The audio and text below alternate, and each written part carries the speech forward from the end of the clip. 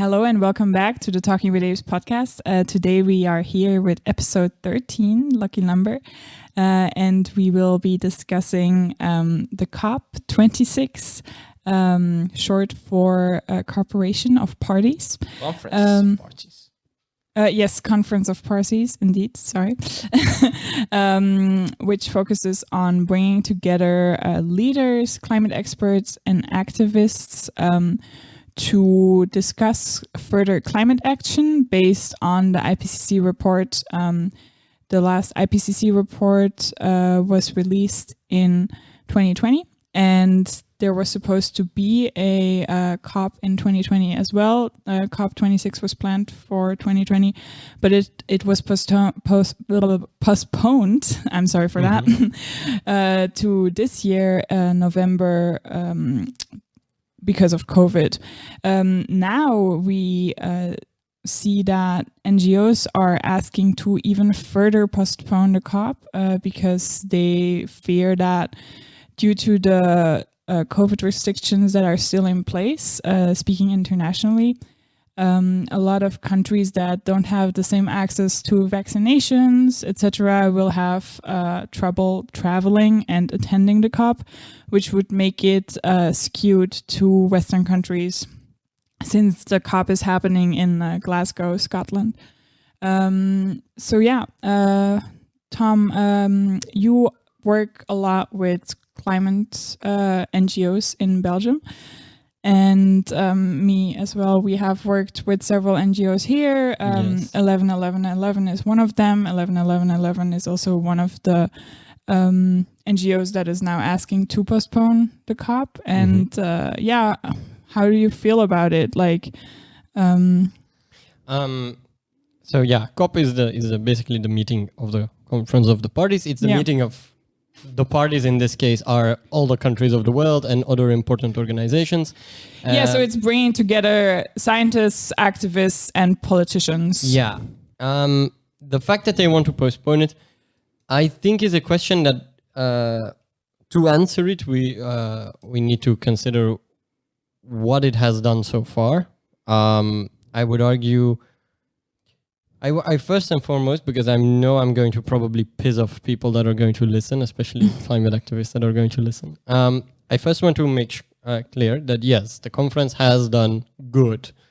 So between the two agreements that were made, which is the Kyoto Protocol, which was made in 1997 and became active, I believe, in 2005, and the Paris Agreement, which was made in 2015 and 2016, which are both agreements that deal with how many greenhouse gas emissions that can be allowed in the atmosphere or excreted by certain countries that sign it.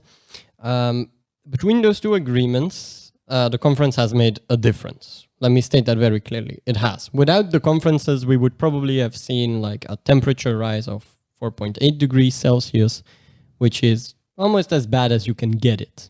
You know, it's one of the worst cases. Yeah, it means worldwide climate refugees. We're also going to get them now, but it would be way more of them, and way more of them would be dead. So and we have, so without the conferences, we would get 4.8 degrees Celsius, which is extremely bad. With the conferences so far, with the current policies, we're somewhere between 3.1 and 3.7 degrees. So it has helped a bit in that sense. If the targets were being met or are going to be met, we would see something between 2.6 and 3.2. Yes, and if I understand it right, there's also a difference between COPs in how important they are to some extent. Because, for example, now there's a new IPCC report, which always gives a lot of new incentive to actually reconsider all the treaties that have already been signed and to dig a bit deeper. You know, the last one where there was a new IPCC report was Paris, if I remember correctly. Yeah, and that one was extremely important because of the Paris Agreement that had to be made. The Kyoto Protocol was coming to an end, and we needed a replacement system to deal with how many emissions every country was going to get. Yes. And the IPCC report, just for anyone who maybe doesn't know, is a report that is released every 5 years, in which they try to gather all research surrounding climate change that has happened within those 5 years. So that's why it's such an important document. And then there is a summary of that document that is made after they release the IPCC report. And this summary is when people start preparing for the COP, because with that summary, it's called the Summary for Policymakers. So it has to be greenlit by all the parties involved. And then that document is this thing that gets discussed heavily. And the reason why it has to be greenlit is so it's neutral, it's objective, and not one country can force their view on anything. So it's like an apolitical and purely science focused. At least that's what they try to do. Of course, yeah. All the conspiracies that are out there on how politically influenced the IPCC is, it's not really that politically influenced. It would be a little bit different if, of course, only the scientists could deal with it. But for the majority of it, it is one of the most beautiful scientific research documents. I mean, the IPCC report itself is only scientists. It's only the summary that is then politically discussed. Even then, it is still very fair and correctly. I mean, that's why everyone has to agree on it. Yeah. And usually that takes a long time, actually, and now they finished very fast. Yeah, but the IPCC report is often not the thing that gets discussed or is often the thing that spurs discussion at the COP. What has to be done at the COP is setting targets and agreeing on certain amounts for CO2 or other greenhouse gases and who's going to do what, etc., and those kinds of things. For example, the Paris Agreement and the Kyoto Protocol were those documents are very political because they're about the structure in which the countries agree to limit their greenhouse gas emissions. And in that sense, the last one was very important because the Paris Agreement had to be made. This one is important. COP26 now in Glasgow is important because certain finance mechanisms have to be decided upon. For example, one of the things is how damages and repairs are going to be decided upon. And that's where we really see the limits of the COP. Like I said, it has done some good stuff, the conferences, but their targets are a bit off. A little bit. 1 degree makes a shitload of sense, of course. Is extremely important, of course. But how do you mean the targets are off? 2.6 to 3.2 degrees is not enough. The Paris Agreement alone says we're staying below. Yes. We're going well below 2 degrees and preferably 1.5 degrees Celsius, which it seems we are not exactly heading towards that 1.5 degrees. According to the COP26 website, securing global net zero by mid-century and keeping 1.5 degrees within reach is the goal. So 1.5 is still within reach, at least according to their goals. Yeah, not according to a lot of scientists. Oh, shit. And the latest IPCC report is basically a big red flag on how we are doing again. So just to keep it simple to put everything in perspective. So the IPCC report is just the scientists coming together basically saying, okay, this is the data. We're not politicians. It's not our job. Exactly. Then we have the international committees where they did the Kyoto Protocol or the Paris Accords. That's the COP. Yeah, that's the COP.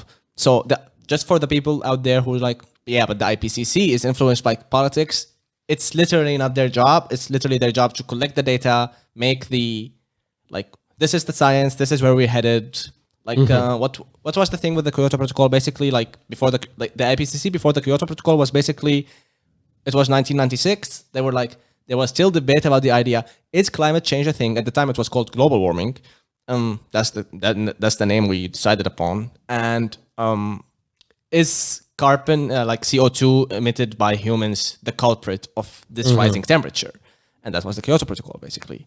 I mean, yeah, but even the scientific reports at the time didn't really question it to the extent of saying that they were not, that they really took it into question entirely. It was more like to what extent, and there was disagreement about that. Yeah, but apparently, like from what I just read, is like basically there, like in 1996, it was like the scientific consensus was the primary driver behind this rising in the global temperature is human. Yeah, because the scientists of CO2. ExxonMobil know that perfectly. Exactly. In the 90s, a majority of That's the IPCC. people were even convinced of that in the United States, I believe. The second body right now that we're talking about, the COP, is just these countries, these governments, these activists that's coming the together events, and trying to implement what's Yes. happening. Yeah, and this is different because politics and activists are involved. So Yes. it's not just the scientists. It's not And just the companies. scientists. And companies. Yeah, and companies. Sponsors. One that is often This forgotten. Lots of sponsors. There is a lot of controversy about the sponsors, isn't there? See, that's where the COP really starts to break down. One, it's not meeting its targets because, of course, it's global politics, and there is no system for global politics. As There we is have no said, system to implement and enforce international treaties. exactly. We have said that in the last 3 episodes now. Basically, believe. every time we talk about the UN, Every time you talk about anything on a grander scale, it comes down to nobody can enforce anything, it seems. The EU is getting there, but it's also struggling with that problem. But yeah, so it keeps coming back to that. Second of all, yes, the sponsors. There are a shitload of private enterprises that can get in there, get way more time often with politicians than the NGOs and the activists. And does the policies tend to definitely, absolutely no fucking way be in any sense critical of capitalism in whatever they try to do. I think so. You know, like the reason why we wanted to talk about this subject is because a lot of NGO groups have asked to postpone the COP. So I think it is fair to ask the question: how fair is the COP ever? How different is it this year? And how important is it that everyone is represented at the COP? And I think obviously we agree that it's very important that countries that are outside of Europe and America are represented. I'm right now like looking at the map of the Kyoto Protocol, which is like the 1996 or 1998 resolution of the COP at the time. 1997. And I'm seeing like the color coding of the map is basically half of the word is blue. Blue meaning that they do not have any targets. They do not. Yes, the Kyoto Protocol was specifically only between the industrialized or developed countries. Because they were considered to have a historic guilt. Yes. But even now, in 2016, 2015, when we made the Paris Agreement. Now, with the Paris Agreement, which has also led to the other problem, there are way less, the commitment is way weaker, and the system is more, of course, complicated and more... So the question of like, is it fair to expect, like obviously this is a very complicated question to ask. Okay, the industrial countries are the ones who did all of the pollution, but right now they reached a level where they don't need all of the pollution anymore. But you have these developing countries, quote unquote, that are starting to industrialize, and now we're like, oh no, we need to take care of the climate. Yeah, but I think it's important that those countries are present at the COP to, first of all, point out that bullshit, and to, second of all, request aid in meeting targets. I agree. Yes, and they can request aid, and I think it's indeed important for them to be present because it's an important meeting, and all the cameras of the world are targeted at it in those 2 weeks. But I'm going to say the thing that's going to piss off probably most of the climate activists. I don't fucking see the point in it. It ain't going to happen. The truth is these countries are getting screwed because they don't have the power. They don't control they're not in control of their own resources, or they're not in control of any resources. They're not the strongest economies, they're not the strongest militaries, and therefore they are basically getting screwed. And they often have a lot of internalized drama, or very, very like they're also chaotic politics. they're also unstable states, Exactly. because let's face it, the majority of the world is made up of states that are totally not stable, because that concept isn't an enlightened reality necessarily. It's a complex system of things that need to exist in order for you to have a... I mean, maybe this is a bit of an extreme example, and just like I'm trying to think, okay, in the terms of the COP, where I come from is Syria, and the Syrian government, if the Syrian government were to ever like participate in something like this or have stuff enforced on it by the Kyoto Protocol or like the Paris agreements, and to take care of its gas emissions and its pollution policy, it's just like, I know for a fact that even if they would attend, they would do it like for the clout of, see, we're important. But they would never, like the Syrian government is not a government, it's not a state that is stable enough or developed enough to even like consider limiting climate change. So what you have to, like, I agree with Dom in the sense of, I don't know why it would piss off people. I just know that right now the best, like, we managed to get all of these people together and all of these countries together. Why are we blowing it off just for the idea of, well, not everybody could make it? I mean, they're not blowing it off. That's the thing. They're calling for postponement, but like, till when? Well, NGOs are asking to postpone it indeed. But we all know that it's not going to have an influence. No, it already point? got refused. Yeah. But But is it... I think it might still be important to talk about it, because if we don't talk about it, and if we don't aanklagen, we don't complain. No, I don't know the exact word. Register a complaint. Yeah, like if you don't say anything about it, it goes unregistered. Exactly. And I think it's maybe that was the goal of those NGOs to, you know. And in that sense, they might have succeeded, but I also worry about the narrative they are, or the framing they are thus presenting, because if you look at it, it's like we risk further exacerbating the existing inequalities in the climate crisis by taking the place of those who most affected by it. Emphasizes, for example, the director of 11-11-11, the Belgian International Solidarity Organization, which, by the way, is their new title, International Solidarity Organization. Not the North-South movement anymore, or the development help organization.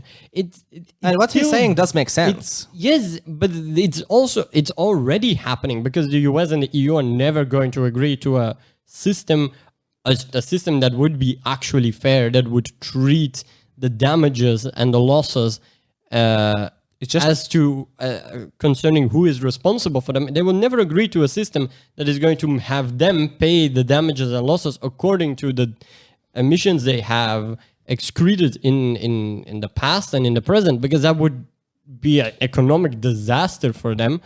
Like, of course they're not going to agree to that, yet they have to sign, otherwise such a system would never fucking work. And even if they sign, they would still have to agree to things, because remember, the US was in the Paris Agreement and stepped out. Again, the US has no way to enforce. But they did step back in.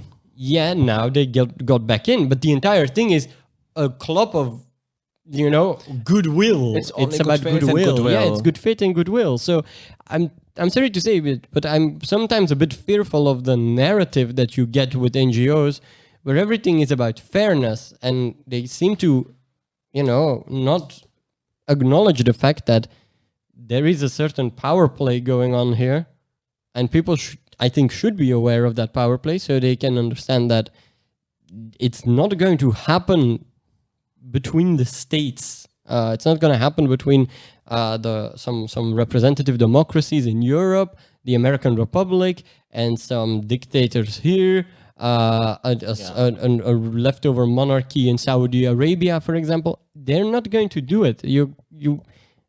I am always a bit worried when I see that, because then they also, for example, emphasize like we have to postpone the COP because not everyone can be present to agree upon the action that needs to be taken. But they say, but that we can postpone the action. which of the two is it going to be? You can't have two scenarios like that. Yeah, exactly. Or are you suggesting to act without thinking and deciding on what to act on? Because that's chaos. Like, I feel like the NGOs want and have a certain idea of fairness in their mind, which I agree with. I mean, it's just. I but personally, I think it was fine because, the president of the COP, Alok Sharma, has issued a statement saying that, they would work to finance any quarantine stays that might happen for like people from countries from the red list. Because they would have to quarantine before the event, which is 2 weeks of costs.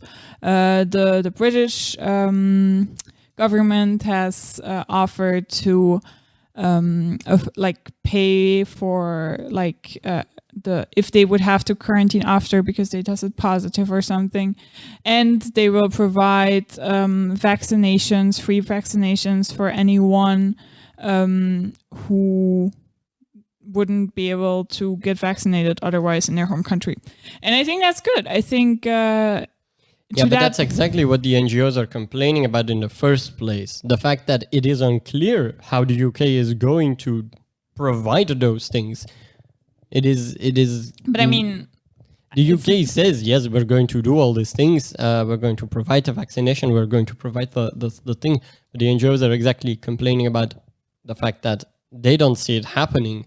But I mean, providing the vaccine shouldn't be that hard. I mean, you can literally go to Israel as someone who is outside, like who does not live there, and just get the vaccine for free anyways. Like, there's lots of countries doing that kind of stuff, and it's not that crazy. Like, I don't see why there wouldn't just be a tent at the event where you can get vaccinated. Neither do I, but apparently the NGOs seem to have a very big issue with how but I don't things are think being they're being organized clear at the moment. about that. Like, I think if the British government says that, then you should also have some trust in that. Yeah, the British government has, especially lately, not been the most trustworthy. Looking at their international politics, one with the EU to... I mean, sure, but it would mean losing face internationally. There's a lot of speaking, politics so here, but at the same time, I think like it's a good to take a step back and realize this is not like, if you simplicize this to its like basic form, it's just a lot of people, if we're seeing these governments as representatives of their people, then it's a lot of people coming together and trying to decide on something that's going to save the planet. And the idea isn't power politics. It's not EU. It's not UK being out of EU. It's just literally all of them are for, we want to save this planet, because in the end, like even capitalism needs a stable planet to operate in. Yeah, but it's not a world I want to live in. And I mean, it's just like system this can is the most survive pressing with issue. its production chains towards its center intact, and the rest of the world as a beautiful little forest. I know. I'm just saying that in the end, even like, but you have to see it that way, because otherwise, why would they even participate? If there isn't any goodwill at all, I mean, there is nothing political to be gained here. Is there? Like, is it just theater? I think so, actually. Like, well, if it's just theater, then thank you. I'm leaving the planet. I'm going to Mars. Well, not of the NGOs, but I mean, there is Thomas de Creus, which is a Flemish journalist, has coined the term spectacle democracy, and I think the COP is kind of the greatest show. Jesus, like, I'm sorry, but it is you get. I'm not saying nobody there has the intention of, fucking everything up, though some countries do. Most of them probably go with good intentions, but the reality is, of the way the entire system clicks together, what you get is 2 weeks of media hype and attention on everything, some public pressure, which leads often to the benefits I have already told and talked about. But for the majority of it, after those 2 weeks, it's gone and out of the public's mind, and But I mean, as you said, there is some benefits to it, and Yes, definitely. And I do want to emphasize that. Yeah, and again, a lot of climate activists but so are what you're keeping the kind of pressure saying on. is, since it's all just a big show, it doesn't matter that much whether everyone is present. I think we should make the distinction between it matters not for how for the actual what's going to happen in the agreement and the enforcement of deals, because that is based on the real Good faith like, and goodwill. good faith, goodwill on the one hand, and in the most negative connotation, pure Machiavellian politics. Yeah. But in the sense of the attention, like the NGOs did, for example, yes, it matters in that sense because all the cameras are drawn to that. Would it be fair to say it's a play that is supposed to bring attention to climate change from everybody in the world? And if the NGO are saying, let's actually like postpone it and cancel it, they're asking to cancel the play. Yes, the play is a play. It's still theater, but it's important enough that we should keep it going. And here's the thing, like I also like maybe the NGOs are being like super realistic here and they're playing their role in that theater, where it's like we should also think of all of the less fortunate countries. And it's like, okay, fine. Like Yeah, they're playing their role. I'm a bit worried about the fact that they don't seem to be pushing the awareness that it is a theater. Yes, There is a certain, continuous good faith in, the world leaders are going to come together and shake hands and sing Kumbaya, and you'll have Bolsonaro with Angela Merkel kissing on stage. It's not going to happen. But the problem with not pitching it like that is, what are you fighting for then? If it's all just a play. For now, media attention and like making people care. Exactly, but you don't get media attention if there's not a good story to tell. And if the story is like, oh, it's just some people coming together and showing off, like... Not like, because if you're telling that story, not to all people, you're telling the story even like as an NGO, like you have to be honest with yourself for the action that you need to take. If you're an activist, if you're a climate activist and you're actually doing actions and you're actually going to protests, I want you to understand that what is going on. And I want you to understand that these people coming together, all of these powerful people coming together, is not going to solve the issue. It is theater, and you understanding that it's theater will help you make better decisions. Well, the thing that's going to solve the issue is the people actually changing the way they vote in consequence of being influenced by that theater, I think. Mind you that a very small amount of those countries have elections to begin with, but yeah. Second of all, it's a lot of private companies that... Like, and in of course, sense, like if you do more... I think the nuance I want to point at is that there's a difference between saying, oh no, the poor, like those countries can be there, so they're not going to be able to join into the negotiations. Instead of saying it's unfair that those countries can be there, well, this system is broken. We should have another one either. There's a difference between just saying, oh, this isn't fair, and saying, oh, this isn't fair. We should do maybe this about it. Yes, but like a postponement is not questioning the mechanics of the entire what should they do about it? Let's maybe talk about that. Call out why this is happening. Call out why these countries are being excluded. Not just call it unfair, but call out that this global economical system is the one excluding them. Yeah, like the way that COVID showed inequality. Yeah. You can honestly, I think that would be even like it wouldn't be enough, but it would be a much bigger step than just let's postpone it because they need time to get their shit together. The NGOs hold their own certain amount of capital and therefore influence in the world. They could really amp up like bottom-up organization and especially, push it towards a more serious point where people are starting to understand that, okay, maybe we shouldn't rely on these people that have failed us or have come short 25 times before. Yeah. Maybe we should start doing it, and then they can start to bring about change in those various member countries. And we could go towards another way of politics and another way of international politics, therefore as well. Is that easy? So no, you're saying that it should be more change the system. It should be more revolutionary. Yeah, there is not a word of revolutionary language in what the NGOs are saying at the moment, and that is sad. It's always about this liberal sense of justice. liberal sense of justice my ass. I'm sorry. I don't want adjusting. I want frustration. equity between the people in between the people in Brazil and the people in France and the people in Congo and everywhere else. I mean, here's the thing: as you're Syrian, Middle Eastern talking here from a less developed country, I will tell you that I would rather you hold the theater without inviting Syria and not just like postpone it and wait for Syria to get their shit together. You know what I'm saying? Like, if you want to address why can't Syria join this agreement and enforce it and like be with us? Well, first of all, we don't have any vaccines. That's first of all. Second of all of our vaccines are actually like imported from Russia. Russia is playing a dirty political game. And like, I can keep going for more than an hour right here of all of the effects that resulted in Syria not being a country that can participate in curbing climate change. And that's the thing. Like, I don't think it's the solution to just call out injustice without calling out, okay, maybe try to stop meddling in the Middle East. Maybe like call out that Saudi Arabia is one of the most beneficiary countries for oil and fossil fuel, and they influence politics in that region more than any other country. And that's an issue.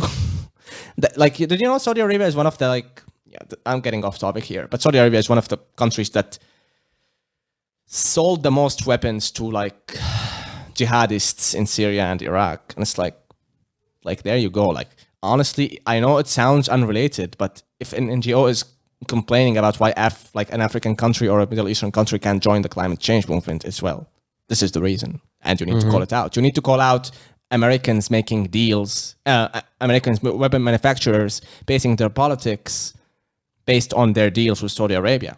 You need to call out Belgium for selling so many weapons to Saudi prince. Yes. Please do. That's the bottom line. Like, that's what you need to call out. You don't just need to call out some fucking, oh, but we didn't wait for them. Yeah, no, I think that's a good point. You're both looking at me. No. It's just actually one interesting thing I read about like why was the whole thing canceled in 2020 wasn't just COVID. It was literally waiting for the US to get their shit together and vote Biden. Yeah, well, not that surprising. I mean, yeah, like Trump, like, do you think like Biden rejoining the Paris Agreement is showing you any good faith, or is it just the political theater? I mean, there is good faith in the sense that Biden is a prime example of social democracy. He wants a hardcore capitalist state with a very friendly personality, and therefore he does the good thing. You know, he puts out the nice flowers outside the windows. He gives them water every day. He does the nice things. He's a but bit of a neoliberal, when it comes isn't down he? to it, he makes some very terrible decisions of his own. I'm sorry, and I don't want to depress you, Morgan, because I do see you sigh, but I do have trust. Let's push it in a more positive there's also direction. a problem with just being like, oh, everything is fucked because it's all theater. It anyways. isn't though. That is the wonderful thing. One, again, the conferences have done some good, definitely. I just think, and that's the reason I won't call myself a pessimist. The rest of the marathon is going to have to be done by the people. They're going to have to push for systemic changes, and I do have a big hope in that. If you see at how many people are involved, not just in the COP itself, but around it, like. I mean, we're literally talking about it right now. Why are we talking about it? Because you guys are going to be at Glasgow. Yeah. Yeah. And there is going to be a lot of people there. A lot of people outside of the conference that just go there themselves to network, to organize. They have their organizations back at home where they come from. A lot of stuff Don't is underestimate happening the power of theater. there. Theater is powerful as fuck.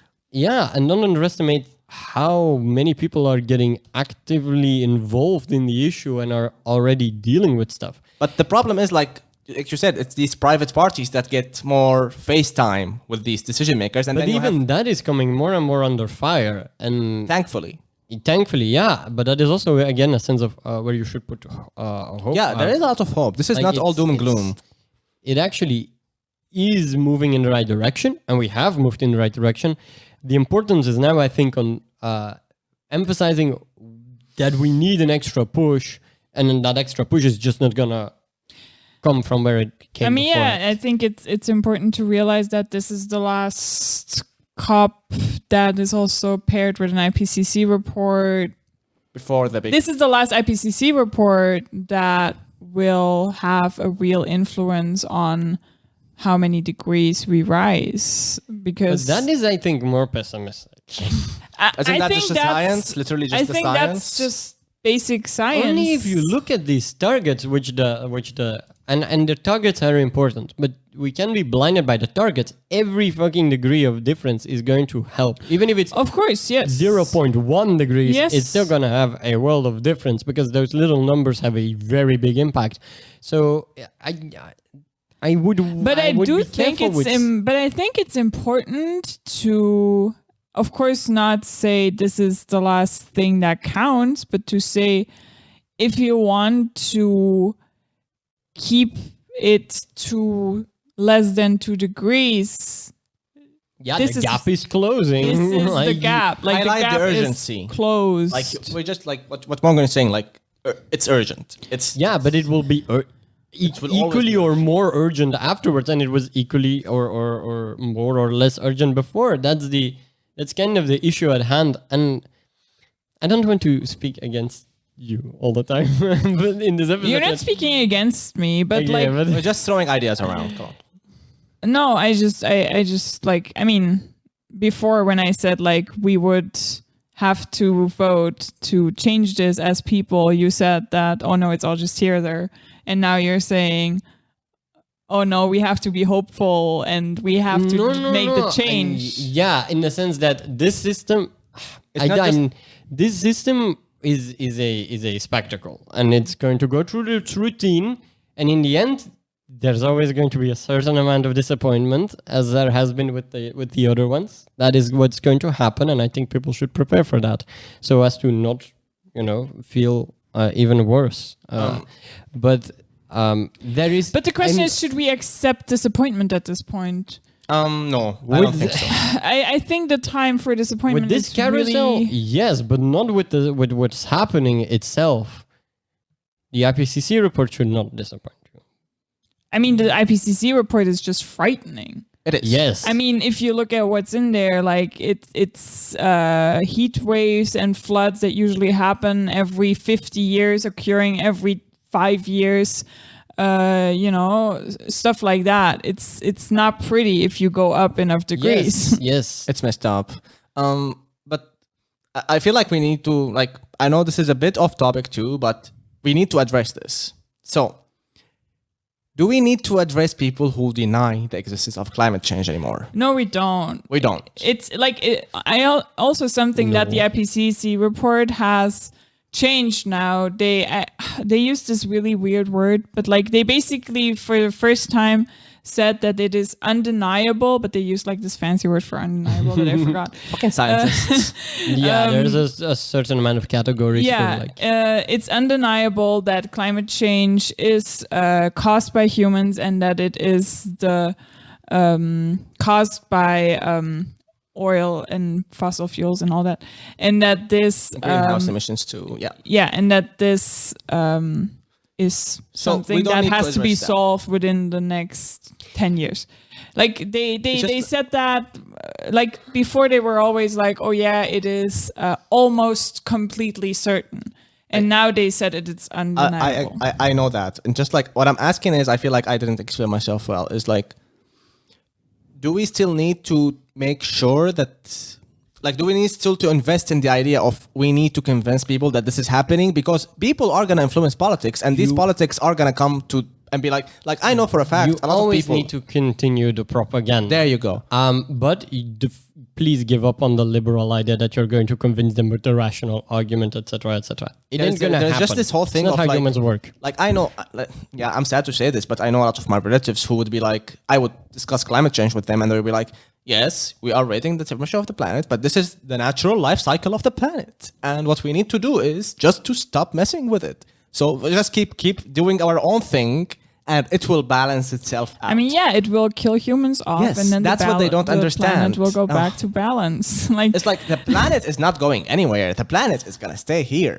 Like I have this really like this George Carlin bit I love, and lots of people look at it the wrong way. I think he's basically like he's this edgy stand-up comedian, and he does this whole bit of I hate people who are concerned with the planet. Like save the bees, save the snails, save the trees, and it's like don't worry about it. We're all gonna be gone anyway. The planet has been here for more than 1 billion years, and that's true. But that's the thing, buddy. Like, we also want to stay here, don't we? Like, I think so. yeah, like I want to stay here. I don't know. is that the sketch where he says that the reason we exist is plastic? Yes. That's maybe why we exist. Styrofoam and plastic. The planet whipped us up, created human, did the whole evolution thing, just so we could make plastic because it didn't have any plastic before, and now we're gonna go away. Plastic is gonna stay there. I hope the joke's better when he tells it. Yeah, I'm a bad It's not comedian. that good. It's But a- I worry it's you just a guys- lame joke because you do not appreciate the brilliance of George I don't Carlin. know. Show me afterwards. That's too lame now. But anyway, going back on topic. Let's talk about, because like we talked about this idea of doom and gloom and disappointment, but there's also the positive things that happened throughout the COP. Let's go back to the most recent positive thing. Would you say it's the Paris Agreement, like in 2015? Yeah. That's the last big thing that happened. yeah. Talk to me about like what actually did we agree on in 2015? Like, did we meet any of those targets? I know for a fact, like I'm looking now at the Well, that COP26. depends on who you mean with we. No, Belgium? No. The EU. It's just one of the goals has of the its collective, COP26. like little VIP club of like we're the cool kids, and they go together. Like One of the goals of COP26 is the financial stuff. So to deliver on our first two goals, developed countries, so US, Europe, stuff like that, must make good on their promise to mobilize at least $100 billion in climate finance per year by 2020. So that was in 2015, basically.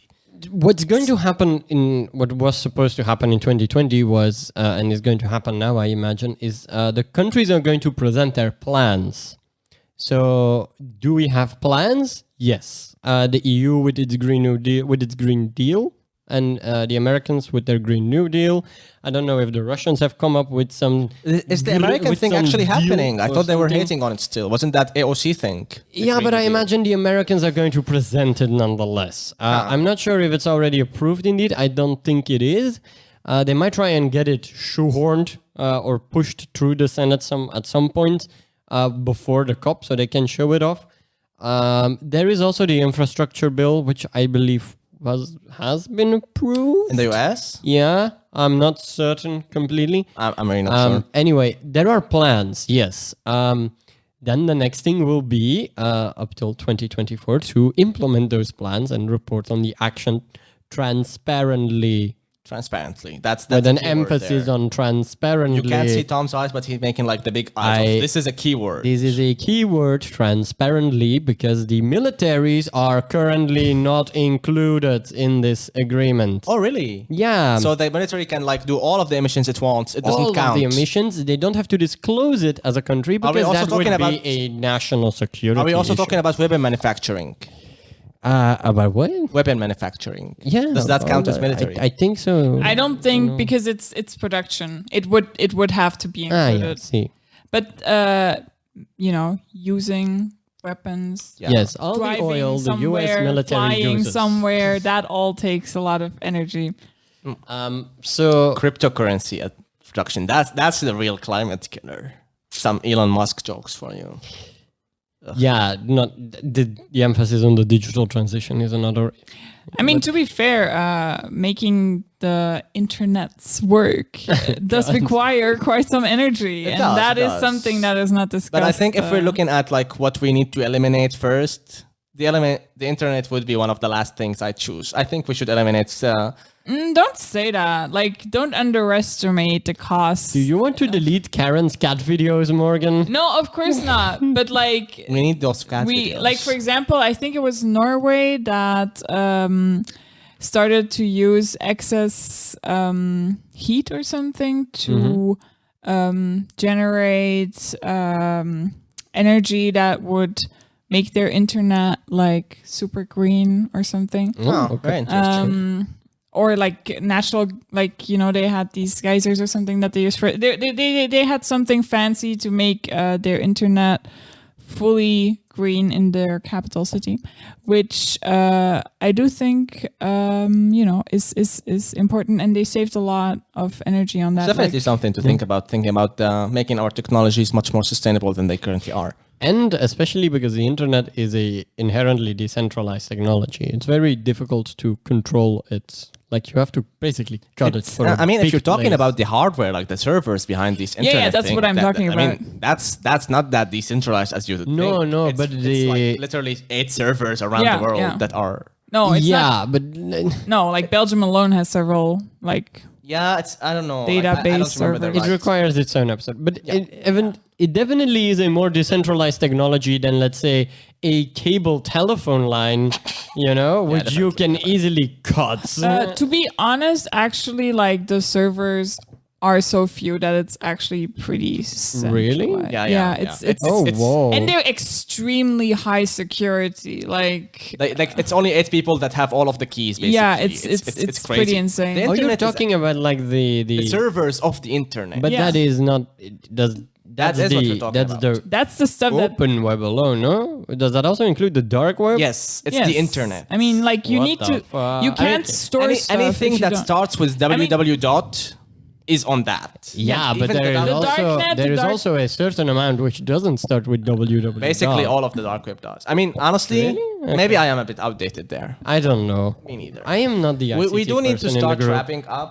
We're already 46 minutes Yes, in. Can we maybe talk about like a little summary of what we talked about? So we have the COP26 upcoming. It's gonna happen around October. Yes, it's gonna start the 31st of October, and then it's gonna end in the 12th of November.